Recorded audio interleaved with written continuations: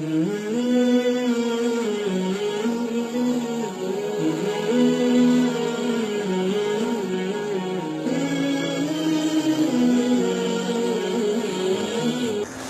الله الرحمن الرحيم.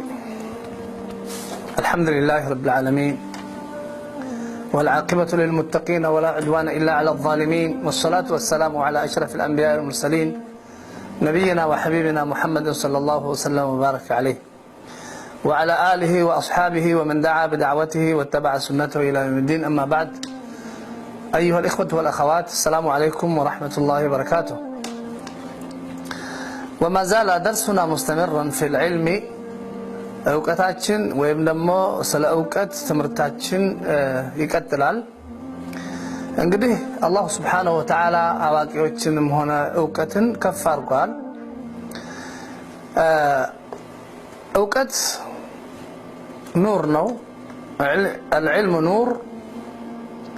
ስለዚህ የምትሄድበት ባትሪ ወይም ደግሞ በጨለማ ውስጥ ስትሄድ ባትሪ እንደሚያስፈልግህ በዚህ በእስላም ጎዳና ውስጥ ስትሄድ እውቀት ያስፈልጋል። እንግዲህ እውቀትን ብዙ ነገሮችን እየጠቀስን ነው። እውቀት أنه لا يتعب صاحبه في الحراسة. الله سبحانه وتعالى እውቀት ከሰጠህ እውቀቱን ጥበቃው አያስቸግርም። እውቀት እንደ ሀብት አይደለም ወይም እንደ ገንዘብ አይደለም። لأنه إذا رزقك الله علما فحمله في القلب لا يحتاج إلى صندوق. الله سبحانه وتعالى أوقات كسته أوقاته بلبه وستنو ساعتنا أسفلقهم بانك أسفلقهم. سلزي الله سبحانه وتعالى ومن يؤت الحكمة فقد أوتي خيرا كثيرا إلى أوقات يتستسو بزو خيرات وجن تستوى إلى أوقات الله سبحانه وتعالى علم الشريعة كاساوكه እንግዲህ ማወቅ አለብን ብለናል። ካወቅን በኋላ እንተገብረዋለን እውቀትን። ስለዚህ እውቀትን አላህ ከሰጠህ በልብህ ውስጥ ይጠበቅልሃል።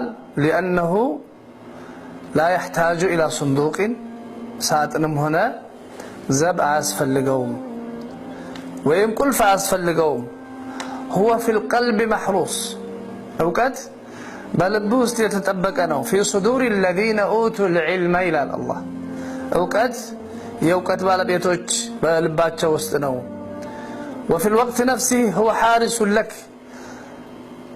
አንተ አትጠብቀውም፣ በልብ ውስጥ የተጠበቀ ነው። ሳጥንም አያስፈልግህ፣ ባንክም አያስፈልግህ፣ ቁልፍም አያስፈልግህ። محروس في القلوب او في الصدر او في الصدور في نفس الوقت. አሁንም ደግሞ እውቀት هو يحرسك ያንተዘብ አንተን የሚጠብቅህ እውቀት ነው። لأنه يحميك من الخطر بإذن الله عز وجل. ከአደጋ ያድንሃል እውቀት። እውቀት ከሽርክ ያድንሃል። እውቀት ከጀሃነም ያድንሃል። እውቀት ከአላህ ቁጣ ያድንሃል። ታውቃለህ አላህን የሚያስቆጣ ስራ አትሰራም። ታውቃለህ ሐራምን አትሰራም። ከአደጋ ቦታዎች ይመልሳል። ስለዚህ እውቀት በጣም አድርጎ ጠባቂህና ከሽርክ የሚጠብቅህ ከተለያዩ አምራድ القلوب የሚጠብቅህ እውቀት እስከሆነ ድረስ ማወቅ ግድ ይላል። አራተኛ أن الإنسان يتوصل به إلى أن يكون من الشهداء على الحق.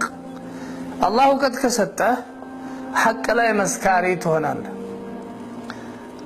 أنت كملائكة جاء كالله سبحانه وتعالى جاء كما قال تبارك وتعالى شهد الله أنه لا إله إلا هو والملائكة أولو العلم قائما بالقسط. شهد الله أنه لا إله إلا هو والملائكة أولو العلم قائما بالقسط.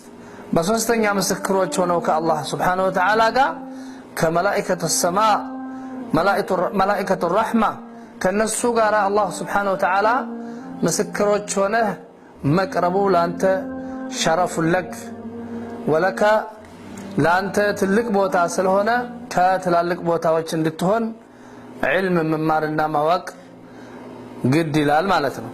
ስለዚህ ወንድሞች እህቶች እውቀትን ለመማር ወንድ ሴት አይልም።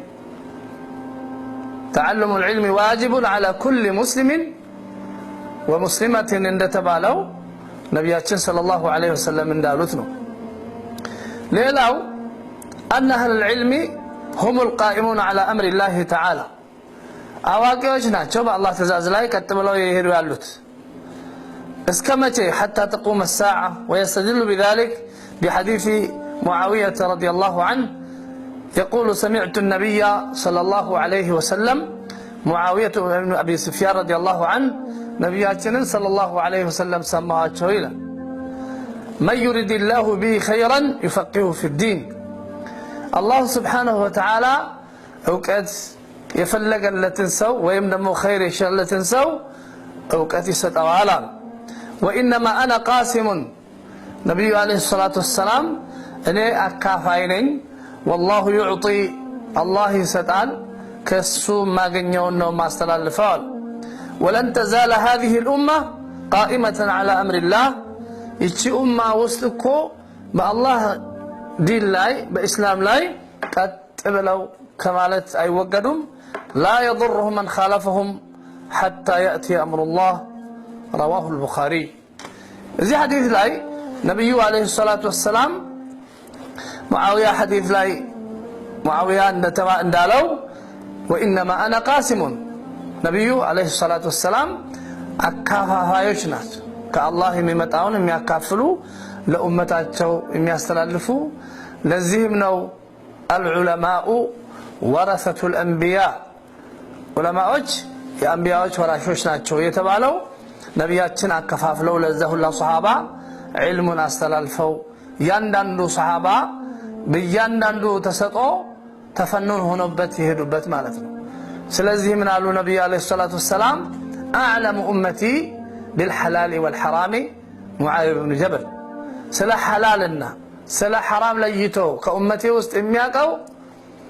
معاذ بن جبل رضي الله عنه السنوال ليلاهم من دزاو أفرضكم زيد صحابي الجليل سلا فرائض سلا ورشا علم يمياقو السنو يندن صحابة من أراد أن يقرأ القرآن غضا طريا كما أنزل فليقرأ على ابن أم عبد قرآن كالله عند ورد تكسون ما أنببنا مقرأة فلقة عبد الله بن مسعود رضي الله عنه سلايا أنبب مالت صحابوች በዚህ መልኩ ተከፋፍለውታል ማለት ነው ስለዚህ ኢንሻአላህ ይሄ ዒልም ይቀጥላል ይሄ ዒልም ይሄዳል ሰዎቹም ይቀጥላሉ ይሄ ዲን የሚቆየው ስለዚህ ነብዩ አለይሂ ሰላቱ ወሰለም ان الله لا يقبض العلم انتزاعا ينتزعه من صدور الناس ولكن